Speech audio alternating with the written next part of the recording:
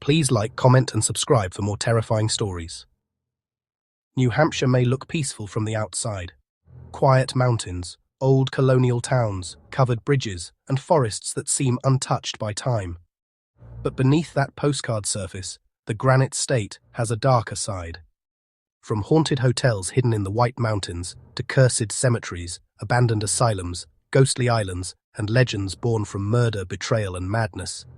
These are the top 10 most haunted locations in New Hampshire. Number 10. The Notchland Inn.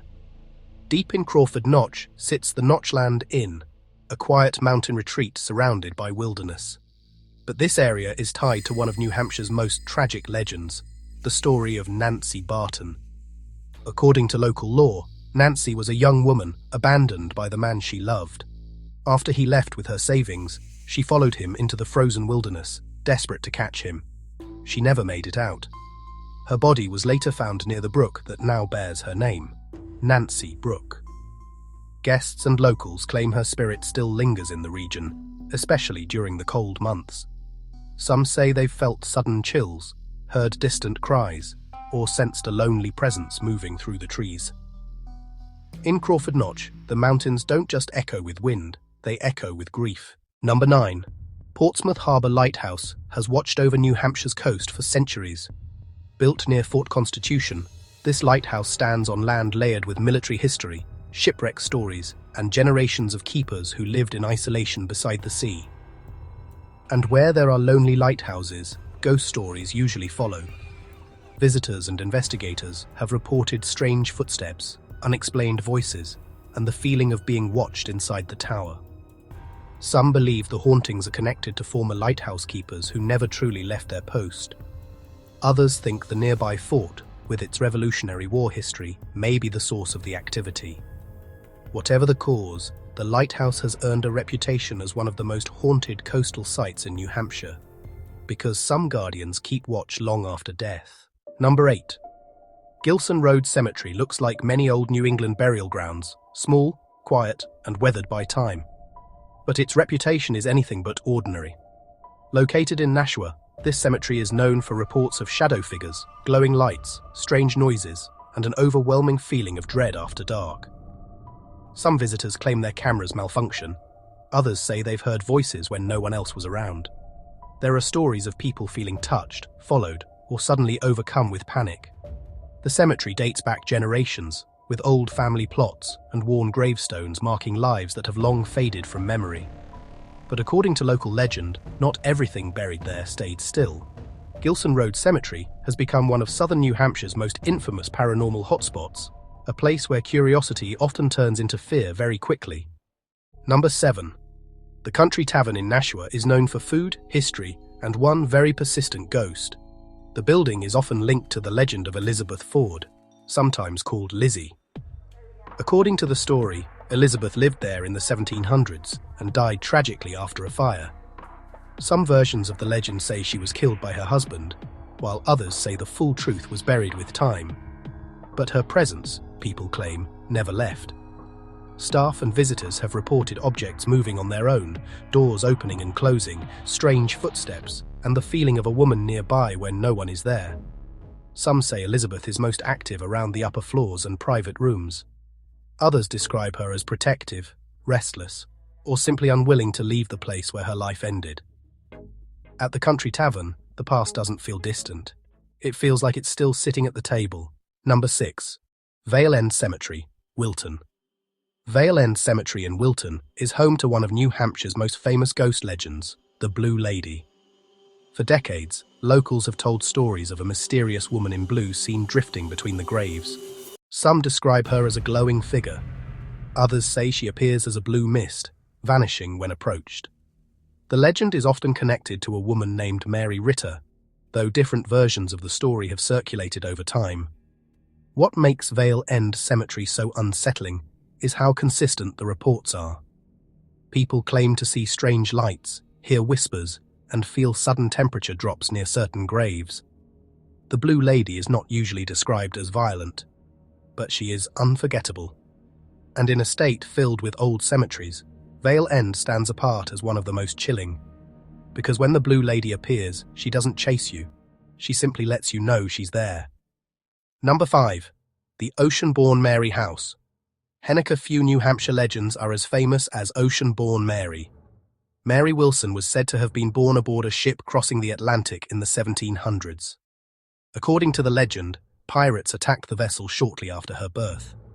The pirate captain, moved by the newborn child, spared the passengers and gave the baby a length of green silk for her wedding dress.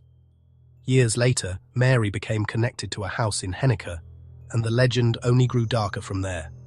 Stories claim that the pirate captain eventually returned, hid treasure near the property, and was later murdered there.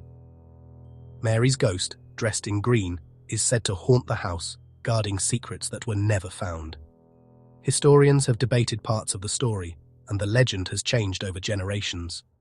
But that hasn't stopped the haunting from becoming one of New Hampshire's most iconic ghost tales. Ocean-born Mary may be part history, part myth, but in New England, those two things often become impossible to separate. Number 4. The Isles of Shoals, off the New Hampshire coast.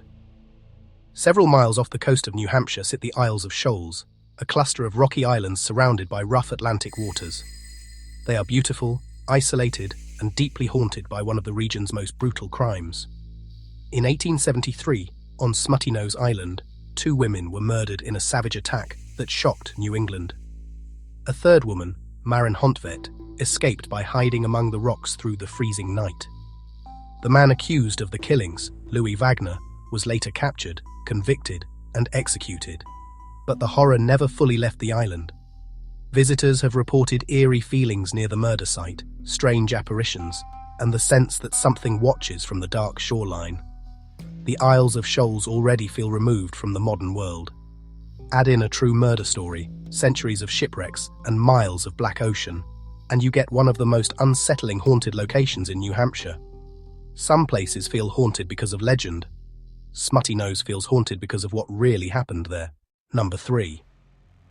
The New Hampshire State Hospital in Concord opened in the 1800s as an asylum, part of a larger era when mental health institutions were often isolated, overcrowded, and misunderstood. For more than a century, thousands of patients passed through its halls. Some were treated, some were forgotten, and some, according to legend, never left. The old hospital grounds have long been associated with stories of shadowy figures, disembodied voices, and strange activity in abandoned or restricted areas. People have claimed to hear footsteps in empty corridors, whispers from vacant rooms, and doors moving without explanation. The history alone is heavy. Institutions like this carried suffering, fear, hope, and loss all under one roof. That kind of emotional weight tends to leave a mark. And at the New Hampshire State Hospital, the past still feels locked inside the walls. Number 2. Pine Hill Cemetery in Hollis is better known by its chilling nickname, Blood Cemetery. The name comes from Abel Blood, a man buried there whose gravestone has become the center of one of New Hampshire's strangest legends. On the stone, Abel Blood's hand is carved with a finger pointing upward. But according to local law, at night, the finger changes direction, pointing downward instead, toward the grave. People have claimed to see glowing figures, hear unexplained sounds, and feel a strange pressure while walking among the graves. Some say the cemetery is cursed. Others believe the legends were created by generations of teenagers daring each other to visit after dark. But Blood Cemetery has remained one of the most famous haunted cemeteries in New England for a reason. The story is simple. A dead man's hand changes direction after sunset, and sometimes the simplest legends are the hardest to forget. Number 1. At number 1 is New Hampshire's most famous haunted location, the Mount Washington Hotel. Opened in 1902, this massive luxury hotel sits beneath the White Mountains, grand, elegant, and impossible to ignore. But its beauty comes with ghost stories. The most famous spirit is Carolyn Stickney, the wife of the hotel's original owner. After her husband died, Carolyn later married into European nobility and became known as a princess. But legend says part of her never left the hotel she once loved. Guests have reported seeing a woman in Victorian clothing, especially near room 314, often called the Princess Room. Some say lights turn on by themselves. Others claim faucets run without being touched. Objects move, and an unseen presence lingers near the bed.